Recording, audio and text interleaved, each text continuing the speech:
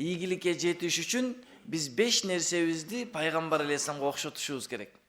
5 нерсебизди биз пайгамбар алейхиссалату вассаламга окшосок, дүйнөдөгү эң акылдуу мусулман сиз болосуз. Эң чырайлуу мусулман сиз болосуз. Эң жакшы адам сиз болосуз.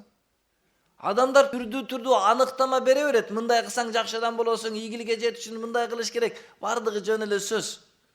Аны айтып жаткан адам да жөн гана айтып атат, укуп тургандар деле убактысын кетирип угуп отурат. Ошол үчүн биз пайгамбар алейхиссалату вассаламга окшой турган болсок, ийгиликке да жетебиз. Бул дүйнөнүн да ийгилиги, жердин астынын да ийгилиги ошол ийгилик. Урматтуу бир туугандар, биринчиси ошол 5 нерсенин инсандын ыйманы, ишеничи пайгамбар алейхиссалату вассалам, сахаба радияллаху анхумдардын жолундагыдай болуш керек. Алар кантип Аллага ишене турган болсо, биз да ошентип ишенишибиз керек. Эч ким пайда бере албайт. Бир гана пайда берүүчү Алла. Ошол үчүн биз айтабыз го, ла илаха иллаллах Мухаммад расулулла деп келме айтабыз. Анын мааниси эмне? Аллахтан башка сыйына турган, Аллахтан башка ибадат кылганга, сыйынганга татыктуу эч бир зат жок. Жалгыз гана Аллах татыктуу деген маани да. Эми ушуну кененирээк айта турган болсо, биз сүйгөнгө, биз мухаббат кылганга, биз коркконго, биз таянганга Аллахтан башка татыктуу зат жок. Бул дүйнөдө эмне нерселерди да мухаббат кыла турган болсоң, бардыгынан ажырайсың да.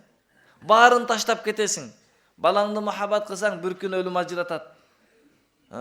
Бардыгын не кылат? Аллах таала ажыратат. Бирок Алланы сүйгөн инсан эч качан Алладан ажырабайт да. Тирүү мезгилинде да, өлгөндөн кийин да ажырабайт да.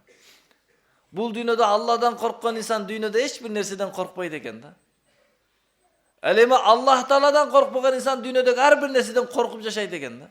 Кедейчиликтен коркот, сууктан коркот, караңгыдан коркот, бүт нерседен коркуп жашайт экен. Жана ошондой эле Мухаммад расулулла дегендин мааниси, Мухаммад пайгамбар саллаллаху алейхи вассалам Аллах тааланын элчиси жана кулу. Аны уламалар мындайча түшүндүрөт. Сен ийгиликке, бактылуулукка жетишиң үчүн пайгамбар Мухаммад саллаллаху алейхи вассаламдын жолу менен жүрүшүң керек. Ушул жол гана мени бактылуулукка жетет деген ишенич алып келишиң керек. Бай болсом эле бактылуу болуп калам, бий болсом эле бактылуу болуп калам эмес, мен пайгамбар алейхиссалату вассаламдын жолуну жолдоп, ошол жол менен жашасам бактылуу болом деген ишенич жүрөк алып келиш керек да. Ошол үчүн биринчи ыйман маселесинде ыйманыбыз сахабалардын ыйманындай. Ошолор кантип Аллага ишенсе, периштелерге кантип ишенсе, өлгөндөн кийинки маселелерге кантип ишенсе, биз дагы ошентип ишенишибиз керек. Экинчиси биздин ибадаттарыбыз пайгамбар алейхиссалату вассаламдын сахабалардын ибадатына окшош керек.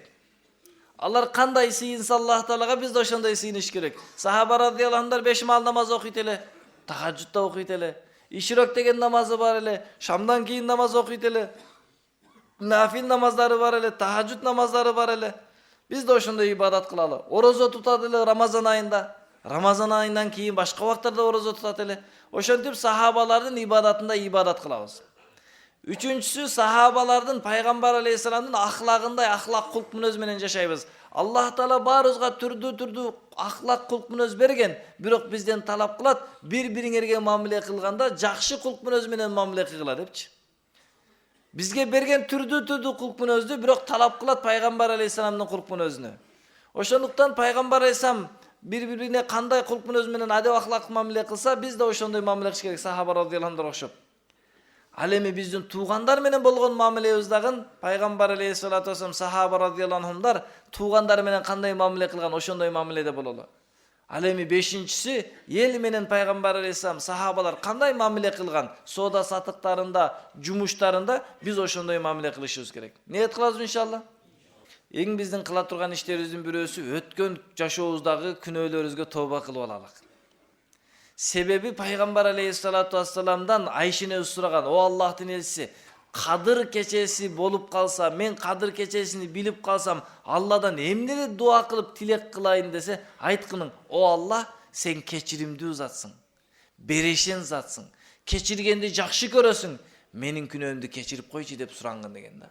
Эң ийгилик кайсыл? Ушунча жыл бою шайтан бизди азгырып күнөө кылдырды эле, ошонун кечирим сурап, тооба кылып алыш эң ийгиликтүүлүк да. Ооба, намаз окудук, орозо кармадык, алхамдулилла. Тарауи намаздарын окудук, Куран окудук. Ал турган нерсе, бирок өткөндөгү күнөөлөрүбүз бар да өтмүшүбүз бар. Ошолордон Аллах Тааладан кечирим сурап алалы иншалла. Аллах Тааладан ушундай ниет кылалы, ey Аллахым, мен кечирим сураймын. Өткөн жашоомдогу каталарымды, күнөөлөрдү, ээн баштыкты, сага баш ийбей жашаган күндөрүмө өкүнөмүн, эми мындан бул жагына сага баш ийип жашаймын деп ниет кылабыз. Экинчиси, жүрөгүбүздү таза кылалы, урматтуу бир туугандар. Себеп инсандын денесini тазалоо менен бүгүн көп алек болуп атат адамдар. Бирок инсан жүрөгүн тазалоо менен алек болушу андан зарылыраак болчу да. Себеп адамдын денесинин тазалыгы да керек, бирок биринчи жүрөктүн тазалыгы керек да. Бир адамдын денесинде бир аз кир болсо, бирок жүрөгү таза болуп сизге жакшылык каалап турса, ал жакшы. Бирок таптаза болуп, сонун кийинип алып туруп жамандык каалап турган жаман да. Ички дүйнөсү өлүп калгандык жаман. Ошол үчүн биз өзүбүздүн жүрөгүбүздү тазалайлы. Дүйнөдөгү бардык адамдарга жакшылык каалайбыз. Канчалык бизге жамандык кылсын, макул биз ага жакшылык каалайлык. Себеби жамандыкка жамандык кылган не болот десе, жаман адамдын деңгээлиге түшкөн болот экен да. Ал эми жамандык кылган болсо, ошол жамандыгы үчүн дагы жакшылык кылсаңыз, бул сиздин эрдигиңиздин белгиси экен да. Ошол үчүн элибизде сөз бар го, жамандыкка жамандык ар кишинин иши. Ал эми жамандыкка жакшылык эр кишинин иши депчи.